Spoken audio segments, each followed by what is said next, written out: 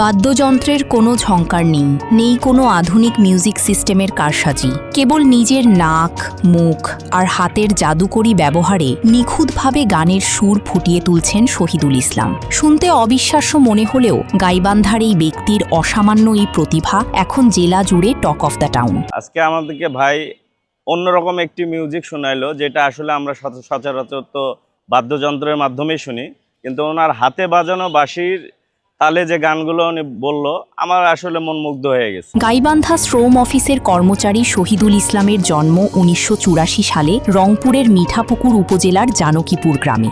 বর্তমানে কাজের সুবাদে গাইবান্ধায় থিতু হয়েছেন তিনি। মাত্র ১৪ বছর বয়স থেকে শুরু হওয়া তার এই সুরের লড়াই আজও থামেনি। আধুনিক যন্ত্রপাতির সাহায্য ছাড়াই যেভাবে তিনি যে কোনো জনপ্রিয় গানের সুর তুলে ধরেন, তা দেখে সাধারণ মানুষ থেকে শুরু করে সঙ্গীতপ্রেমীরাও বিস্ময় প্রকাশ করছেন। এই প্রতিভাটা আমার ছোটবেলা থেকেই ছিল।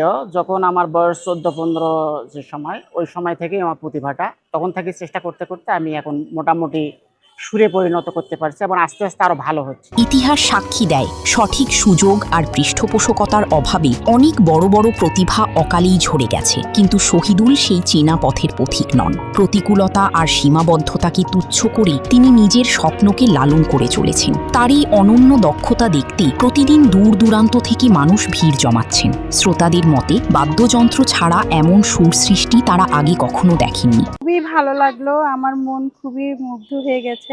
আমি ওনার গানের শব্দ শুনেই আমি ওই সিঁড়িতে বসা ছিলাম, আমি উঠে আসছি। পাশে বসে একটা লোক এভাবে একটা গান উপহার দিল, এটা ধারণার বাইরে।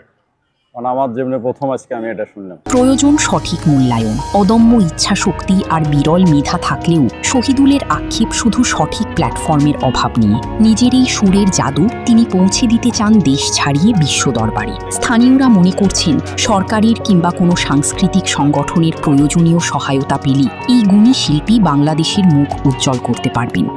একটা নদীর পাড়ে এক রাখালের কাছ থেকে এটা দেখছিলাম। সে গান বাজাইতে পারতো না, সে শুধু মেয়েদেরকে ডিস্টার্ব করার জন্য একটু আওয়াজ করতো। আমি দেখলাম যে সে এইভাবে আওয়াজ করতেছে, দেখি আমি পারি নাকি।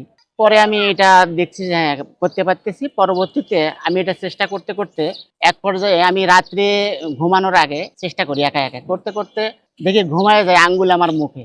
এই অবস্থায় এক পর্যায়ে দেখি যে আমি গানের কোনো সুর উঠাইতে পারি কিনা। পরে ফুঁকা শিখলাম, পরে দেখি যে হ্যাঁ গানের সুর উঠাইতে পারি, যে কোনো গান। এটা অনেকদিন থেকে চেষ্টা করতে করতে এখন পুরাপুরি আমি মোটামুটি সব গানের সুর দিতে পারবো। যে গানটা আমার আগে জানতে হবে, আমি যদি গানটা গাইতে পারি সে গানটার আমি সুর দিতে পারবো। সেটা হিন্দি, বাংলা, দেশাত্মক বলেন, ভাওয়াইয়া বলেন, লালন গীতি বলেন, যে কোনো গান। সঠিক পৃষ্ঠপোষকতা পেলে এই সুরের জাদুকর হয়তো একদিন আরও বড় পরিসরে নিজের প্রতিভার প্রমাণ দিতে পারবেন, এমনটাই প্রত্যাশা সকলের।